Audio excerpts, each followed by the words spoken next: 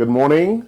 Welcome to our Saturday workshop series, our longevity workshop series. Thank you for joining us from wherever you are. We deeply appreciate the time you take to join us. Thank you. We're in a heat wave in California, and we're just trying to cope with the heat. So thanks for joining us. My name is Charles Sine.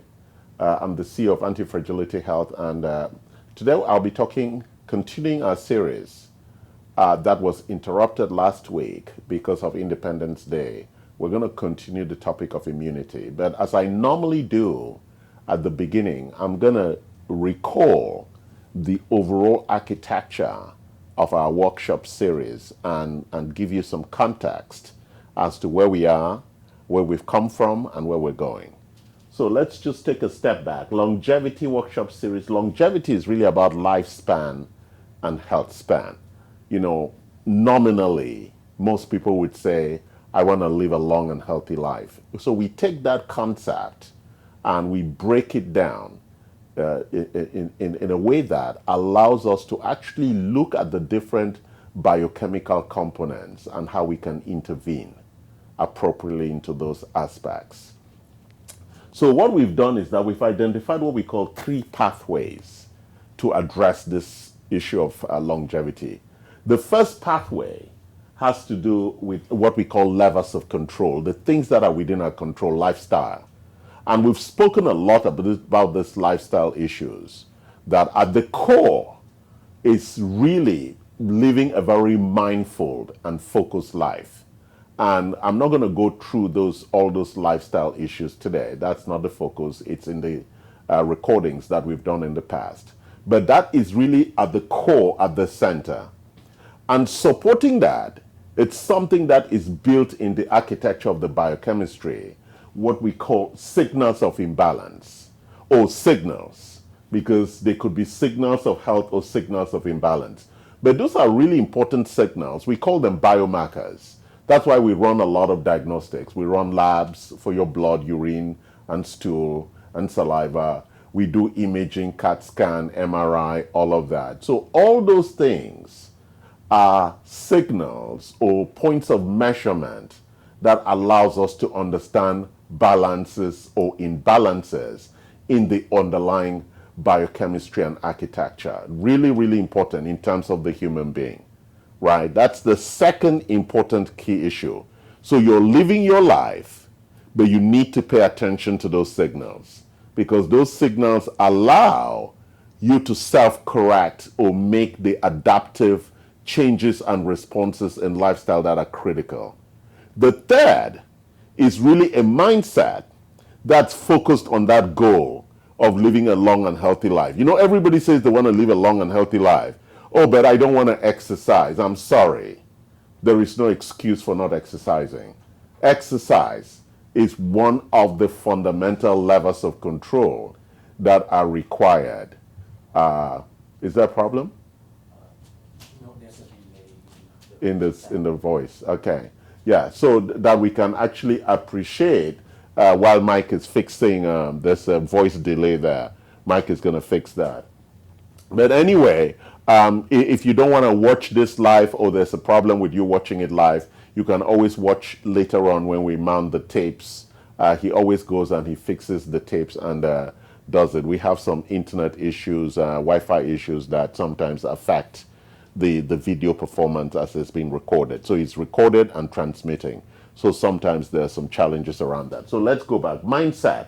A mindset is a critical component in the achievement of a long and healthy life. You need to have what we call a growth mindset, a flexible mindset, a mindset that says, even though I'm exercising, the signals that I'm getting are saying perhaps it's not enough, or I'm not doing the right exercises. So you have the opportunity for adaptation and change. So it's really important that you understand this intervention architecture in the achievement of longevity.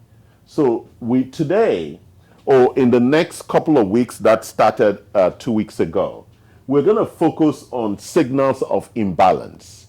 And we had started with one of the big ones because of its relevance, because of COVID, with regard to immunity. So there are 10, 11 of them, and I'm just going to run through them quickly so you get a sense of them, and then the rest of the workshop would focus on our second workshop on immunity. The first one was 2 weeks ago. Last week we spoke about independence and freedom and bravery, and this week we will do the final workshop on immunity. You look at all those supplements there, don't get scared. It depends where you are, and when we look at our intervention architectures, we're going to talk about them. So let's just quickly run through. What are the big signals of imbalance? One of the big signals of imbalance is levels of toxicity of heavy metals. Heavy metals have what we call, they're radioactive. They have a half-life.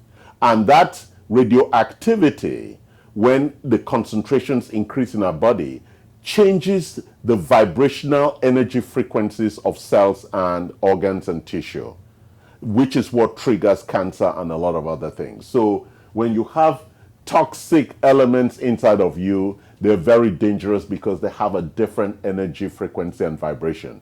That they're not like they're going to kill you, but they influence cellular performance and then mediate, upregulate or downregulate cellular performance, which leads to illnesses. We then go to talk about musculoskeletal issues or pain, which is how we experience it, which has to do with muscle, tissue, cartilage, and all the things that give us physical architecture and performance, whether it's balance or flexibility, stamina, all of that comes out of our musculoskeletal imbalances. So if you wake up in the morning and you feel some pain, that's a signal, very important signal.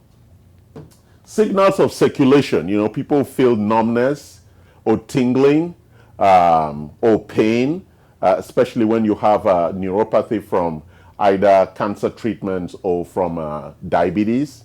You begin to suffer from those. Those are really expressions of microvascular complications from chronic illness. Affects the circulatory pathway, including things like erectile dysfunction and other things in men that becomes an issue. Circulation, especially vascular, microvascular circulation is very important because if the blood is not carrying oxygen and nutrients to the edges of our body, then those places go numb, and then when you get a wound, they don't heal because the nutrients are not getting there. That's why people get amputated with diabetic foot or diabetic sores.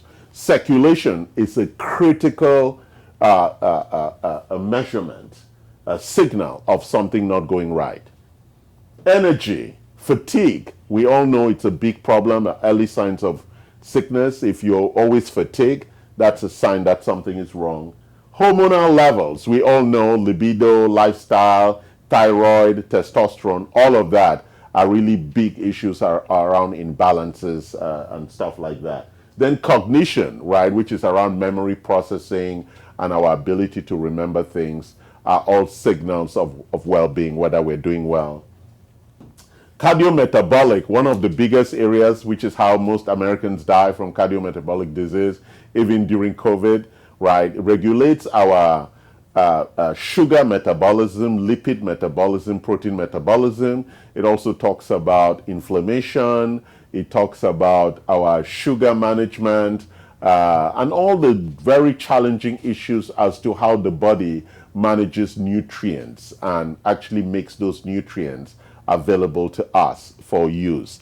And when that area is out of whack, we get a lot of signals like cholesterol levels, like sugar levels, glucose levels in the blood, HbA1c.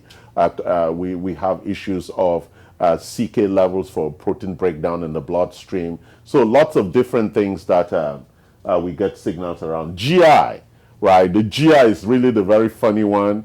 You can tell from your pee, poo, and things like that how well your GI tract is running. And so it's very important. It gives us signals continuously. And all of these signals are important things around longevity. Sleep, right? One of the big ones, right? There are issues of sleep apnea and insomnia, which are all indicators or signals around our health and status. Immunity, which we're going to talk about, and then stress. One of the big ones, the 4 areas of stress: sugar stress, sleep stress, inflammatory stress, and perceptive stress. So all of these are signals that things are not going very well. So I just wanted to give you, as we start normally this workshop, to give you an overview of some of the things that we're going to be talking about in detail, the signals of imbalance. When we finish those, then we're going to go into this big topic about mindset, and then we're going to come back again. Because, you know, we continue to learn, and new information continues to come in, and I think it's my duty to continue to share with you all the new research that's emerging in this space, especially in the space of lifespan, which is the most exciting space now. Is how do we increase our life? And there are a couple of books out there that are exploring fascinating things. People like David Sinclair have written the book on lifespan, and Dave Asprey has written the book on superhuman. And so there are lots of other people who are exploring lots of things around this space, and we'll talk about some of that. And the reason why I focused on our first imbalance to be immunity, it's becoming that without immunity, we cannot survive on this planet.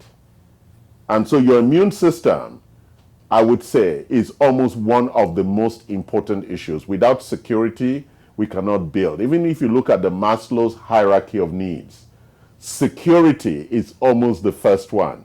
And our immune system provides us with security. So you need security even before you eat. So it's really very important that we understand the immune system. So let's take a very high level dive into our immune system. Our immune system, I just wanted to make sure people know, it's always carried in the white blood cells called lymphocytes. So when you do a complete blood count, we want to look at the lymphocytes, or the number of white blood cells that are circulating, because they're the agents. And if it's too high, it means there's a lot of things going on. And if it's too low, then we were concerned that there are aspects of immunity that are not being managed. But there are two aspects around these lymphocyte architectures. And lymphocytes is just a generalization around the cells that are mediated or created, specialized for managing our immune system. And we're going to talk about some of the specialized cells that are all included in that concept of lymphocytes. So let's look at our innate response. Immune system is the immune system that is the protective guard in the nose, in the mouth, in our hands, on our skin, all over. In our GI tract, we have this protective layer. Some of it is mucus, some of it is hair. They're different structural cells, and their objective is to protect us from the environment.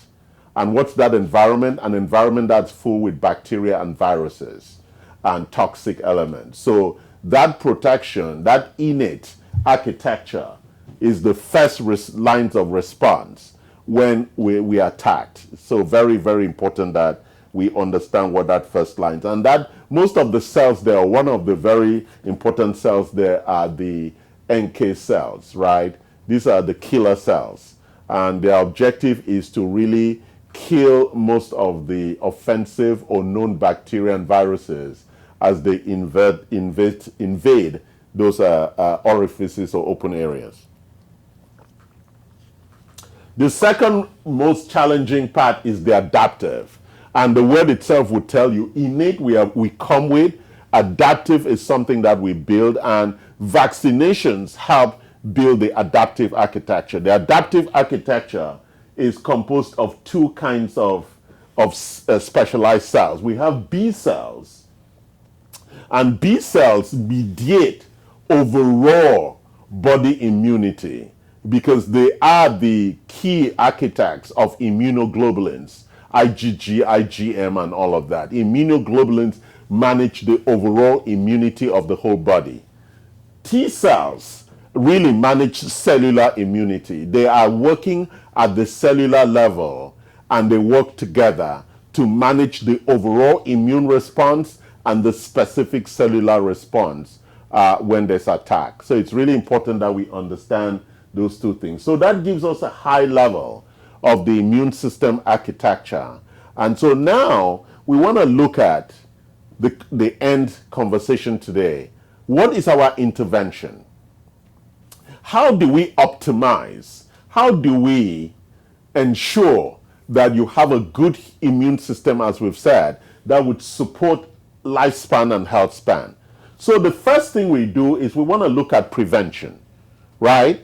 It's better to prevent than to deal with problems later on. So our first intervention strategy is prevention. And in prevention, we are looking at reducing immune system distress and immune system senescence that comes from aging, which is the dying of immune cells that comes from aging, right? Like wrinkle, like all of that. All cells suffer from senescence, which is the ultimate cell death. So we want to actually look at that and make sure we can optimize it. And we can optimize it by improving sleep, ensuring that we have good sleep. Sleep is a very important mediator of our immune system. It allows the immune system, the macrophages, all the cells, time to rebuild, to reset, to clean up the garbage, to do autophagy or mitophagy as required at the cellular level. Very, very important issues. Hygiene, very, very important, that we help reduce the workload on the innate immune system, right? Whether it's our mouth, whether it's a shower, hair, nose, all of that, especially our dental hygiene. As we know, it's a critical area. Just washing hands is not enough, guys. Mouth hygiene is more important than hand hygiene. The mouth is the source of a lot of pathogens, right? From food, from water, and from air that go into the body. And once it's in the GI tract, we're going to talk about that. So the GI tract, we're looking at what we call the bacterial balance, right, of the good and bad bacteria. That's why there's such a lot about talk about probiotics and fibers and all of that in our diet, because it's important. The GI tract is the conductor of the immune system. 80% of our immune system is lined up here in the that tract. Air, mouth, up to the orifices for number 1 and number 2. Really important. That is 80% of our immune system. The innate immune system is standing guard in that area. And therefore, the balance, the biochemical balance and harmony in this architecture is critical in maintaining a good immune system. Stress would impact it. Exercise really helps motivate the cells by releasing hormones and chemicals that would support it. Infections affect it, so we want to reduce infections. We want to increase exercise, right? So when I look at these things here, you want to make sure you reduce all infections. You want to increase exercise. You want to reduce stress. You want to create bacterial balance, or you want to increase good bacteria. You want to increase hygiene, and you want to improve sleep. So you can look at the things that we upregulate or downregulate to ensure that we build a powerful prevention system, including nutrients. So we know that most of the reasons why most of us are sick is because we lack the basic nutrients.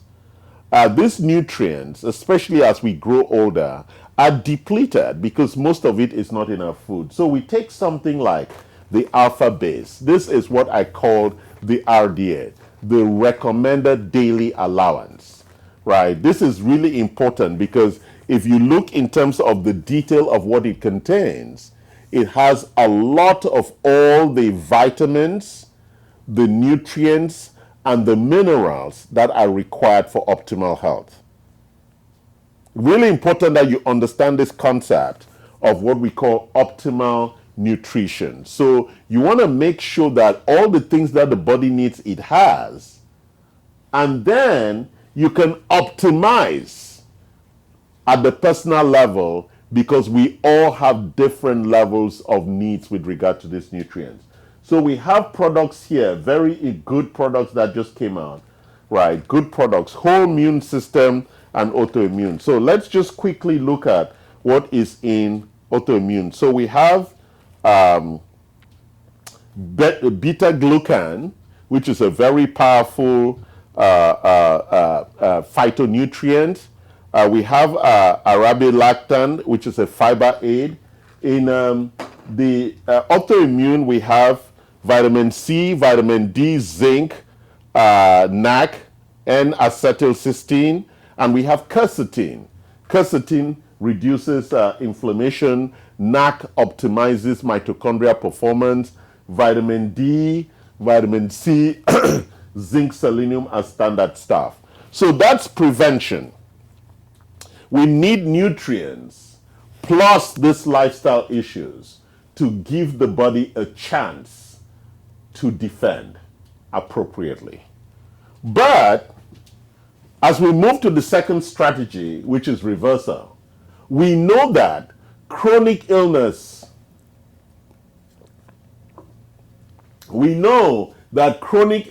infections, and autoimmunity compromise the immune system. So we need to appreciate. And why do they do that?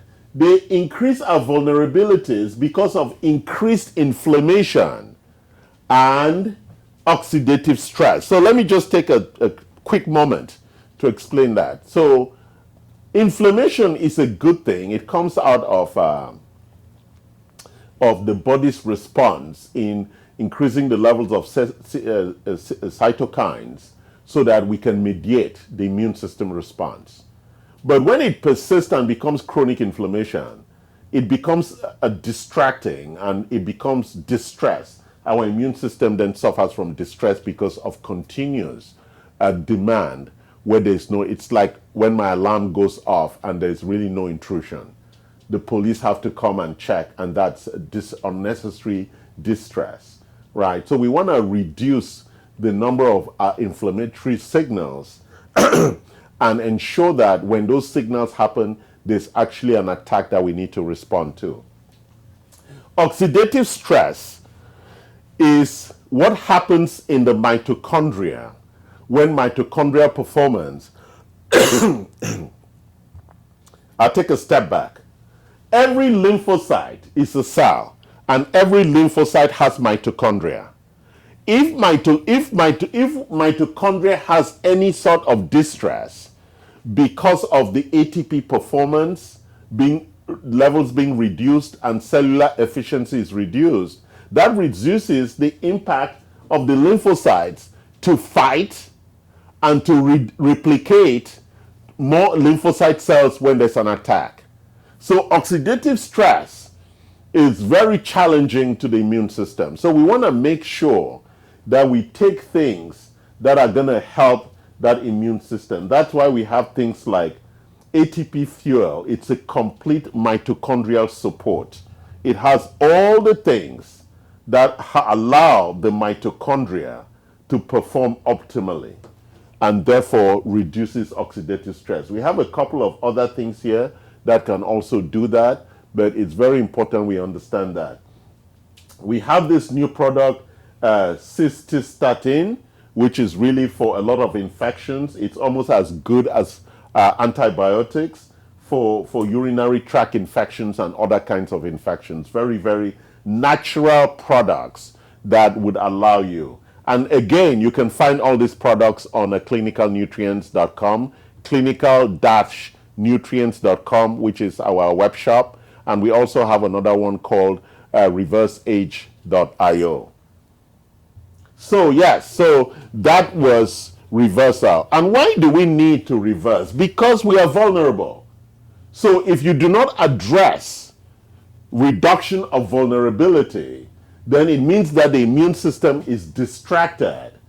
And therefore, when there is a surge of viruses in the environment, like we know it's going to come this winter, then you are susceptible, right? As we know, almost 50% of the people who died were diabetic or had cardiometabolic issues.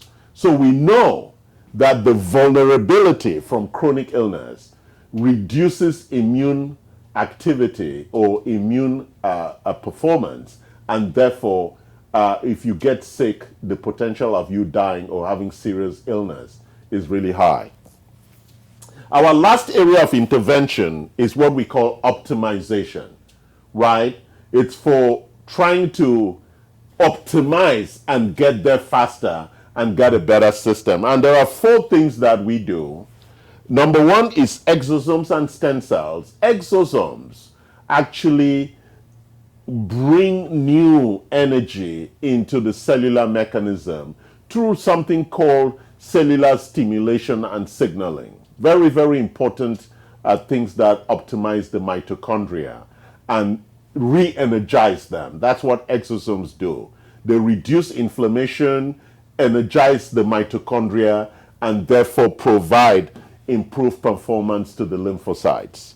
Stem cells. As we know that as we grow older, we are depleted of stem cells. So when you receive IV or injection of stem cells, those stem cells will be specialized into lymphocytes so they can actually go for the fight and improve. As we know, these are very important optimization techniques. They are still under research, and so most of our patients have to sign compliance or compliance issues, compliance notices to ensure that they understand the inherent risks in taking these products that have not been FDA approved. All our other products, poly-MVA is 5 times a powerful antioxidant. And what is an antioxidant? It reduces oxidative stress. Glutathione and all of them go into the cellular level and help optimize the mitochondrial ATP performance process, either by providing extra phosphate for the ADP to ATP process or removing the exhaust and excretion byproducts from that ATP production process. So poly-MVA, given as an IV or as a drink, we have it here. You can take it as a drink or you can take it as an IV. It's a very, very important product in this portfolio for optimization. The next one is SPM, a very, very fascinating product that reduces and modulates inflammation. A very critical product as you want to reduce the inflammatory signals that make most of us vulnerable. The next one is melatonin, which is typically a sleep aid, but melatonin actually what we call supports the innate and cellular immunity. What's innate immunity? Innate immunity is the NK cells, and cellular immunity is the T cells. So melatonin, which is the body makes it at night, a hormone, natural hormone. We supplement that to help because of the depletion that happens with aging. And so melatonin is a critical part of our bundle for optimization as part of our intervention.